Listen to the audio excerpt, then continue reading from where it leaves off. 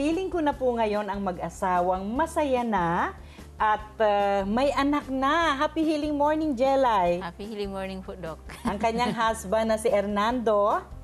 Happy healing morning. Happy healing din po. Happy healing din. Okay. Si Mr. and Mrs. Malubay ng Barangay Bagong Silangan sa Quezon City ay nagsilang na. Ayan, sa Bagong Silangan. Ilang taon na ang baby nyo ngayon? Magtuto na po ng July. Magto 2 years old na at baby boy na ang pangalan ay Jaynan. Wow! Makalipas ang 6 na taon, hindi ba kayo nawalan ng pag-asa, Hindi naman po. Jelay, na, naku, baka iwanan na ako ng mister ko hanggang ngayon, hindi pa ako nagkakaanak. Hindi mo ba naisip yon? Hindi naman po kasi sinabi naman niya Ano daw ang sabi niya? na kahit wala daw kami anak. Okay kaya pa lang. rin, oo. Ikaw na lang ang babe niya. Naks. Totoo ba yon, Hernan? Hindi ka tumingin sa ibang babae na baka mas fertile ito kaysa kay Jelay, hindi ka tumingin sa ibang babae? Pwede naman po tumingin, di ba masama tumingin lang. Ay, tumingin lang. Tingin lang naman. Pero walang pagnanasa ba? Wala naman po. Okay. Maganda po ang istorya ng mag-asawang ito. Si Jelay ay mananahe at si Hernando naman ay nasa construction. Opo. Ang galing mong gumawa ng bahay. Ang galing manahi ng damit ni Jelay, di ba? Pero ang tagal gumawa ng bata. Bakit kaya? Kasi marami nanonood sa atin ngayon, no? Yung iba, sumasayaw na sa ubando at hinihingi na ang tulong ni Santa Clara. Kayo ba, Jelay, ay nagsayaw muna sa ubando? Hindi naman po. Nagplano din ako kaso ayaw niya. Nung una, gusto mo sumayaw sa ubando? Opo. Bakit ayaw mo naman, Hernan? Nahiya daw siya. Sumayaw. Siguro hindi ka magaling sumayaw.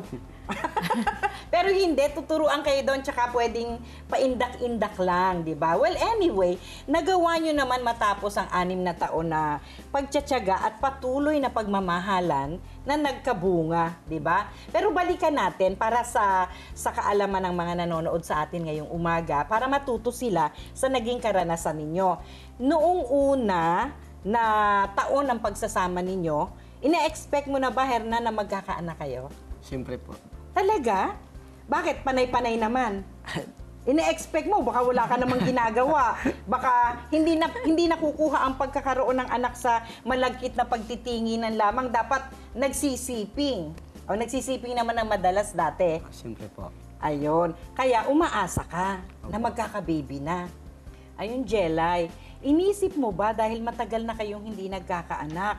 Inisip mo ba na gumawa ng paraan? Halimbawa, mag-gym ka, baka malaki yung puson mo o yung taba mo ay nakaka-apekto doon sa iyong matris. Baka magalit si mister kung matatagalan na hindi kayo magkaanak. May mga inisip ka bang paraan na para magkaanak na kayo kaagad? Kumain ka ba ng maraming sili? Kasi Bicolana ka, di ba? Uragon. Naisip mo ba yun? Baka kailangan ko ng maraming sili para aphrodisiac. May mga ganun ka bang ginawa? Wala po. Ay, wala Payat naman lang. ako kasi noon eh. Kailan lang ako tumaba. Payat ka naman nun. At hindi ka mahilig sa sili. Hindi po. So, walang ganon. Wala po. Ikaw naman, Hernan, meron ka bang sinabi sa kanya, binigyan mo ba ng information? Kumonsulta ka kay ganon o tanungin mo si kumaring ganon, bakit sandusena ang anak nila, tayo, wala pa tayong anak. May naisip ka bang, o may pag-uusap ba kayong ganon? Wala naman po. Ang sa Wala amin, lang. trabaho lang ng trabaho. Kung talagang bigyan, bigyan. Yun ang isip namin.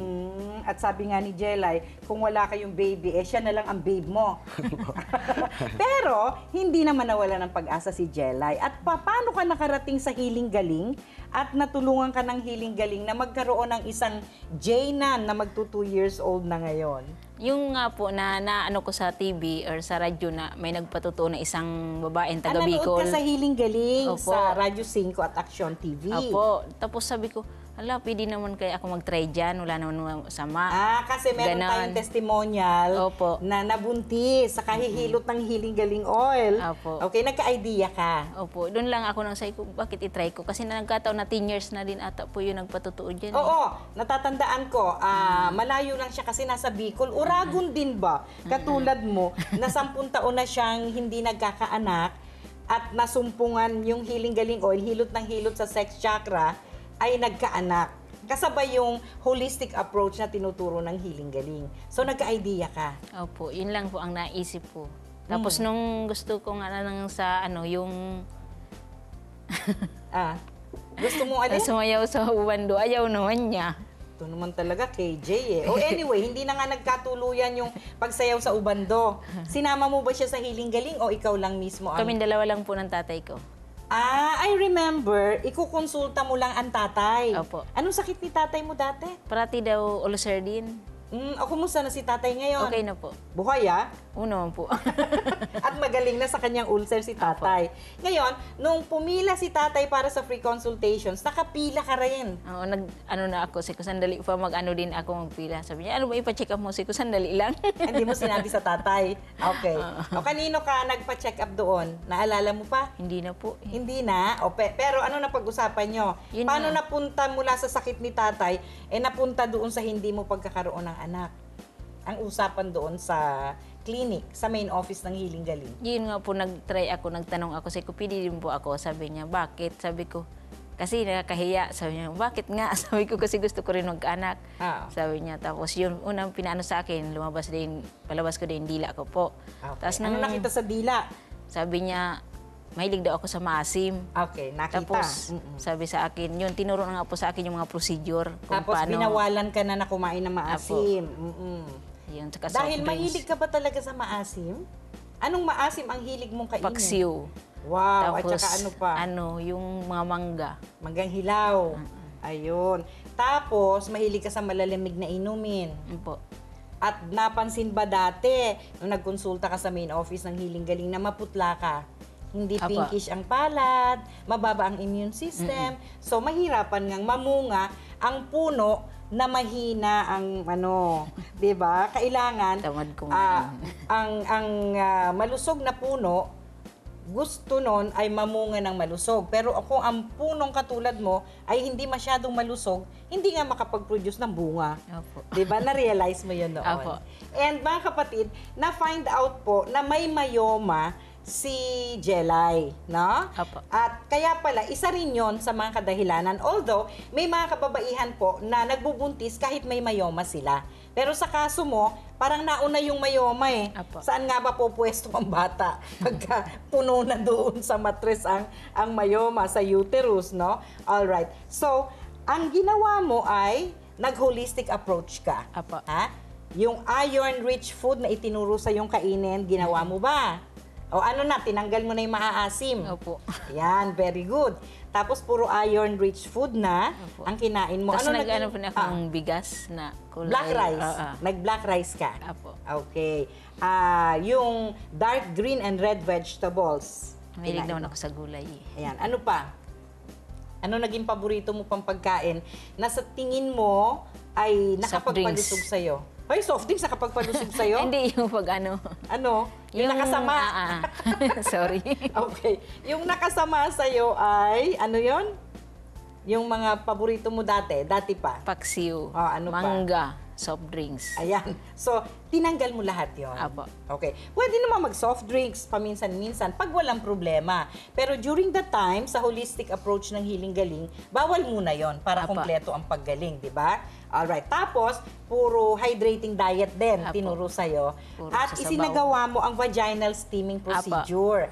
Yun po ay ginawa ni Jelay para matanggal yung mga bukol-bukol dun sa kanyang uterus, yung napag-alaman po na nagkaroon siya ng myoma, no? Gaano katagal mo isinagawa yung vaginal steaming procedure? Bago naubos yung mga bukol-bukol na yon, mga gaano katagal? Mga 3 months ata. 3 buwan. Kasi hindi naman po tuloy-tuloy yung paggawa ko eh. Putol-putol naman Opo. kasi nananahi. Alam ba ni Hernando yung ginagawa mong pagba-vaginal steaming? Opo. Hindi naman siya natakot. Ba't dito mo sa bahay ginagawa yan? Hindi ba pwede sa ospital? Ha? Hindi naman po kasi katulong ko pa nga siya minsan eh. Ay, ikaw nag-assist. Ikaw naman pala ang nurse niya eh. Anyway, di natapos na, nawala na yung mga bukol, no? Nagsimula na ba kayong gumawa ng baby? Ganun na nga ang ginagawa ng mag-asawa, di ba? Makalipas na maubos ang bukol, yung myoma, sa tingin mo, gaano kabilis o gaano katagal na nalaman yung, uy, buntis ka na? Mga 4 months ata, kung 5 months. Ayun, okay. At anong reaksyon mo, Hernando? Ayaw niya maniwala. Ayaw niya maniwala. Paano mo sinabi sa kanya? nabuntis ka na? Sabi ko, Ano bang tawagan ninyong dalawa? Nan. Ha? Nan. Sabi ko, Nan, buntis ako. Sabi niya, sabi ko, oo nga. Ano ibig sabihin ng nan? Yung palayaw niya, Hernando. Hernan. Ang tawag mo naman sa kanya? Siyempre, mama, yun ang ano eh. Sanay. Mama, Oo, kasi hindi na- lay. Hindi. Kasi nan ang tawag niya sa'yo eh. Okay. Nasanay na ako po ako eh. Hindi ka makapaniwala, Hernando, na buntis na siya. Sa una po, hindi. Eh, Bakit? nung sinabi niya sa akin na mayroon na po ano siya, yung sa, Result. yung sa PT, doon po ako naniwala. Okay.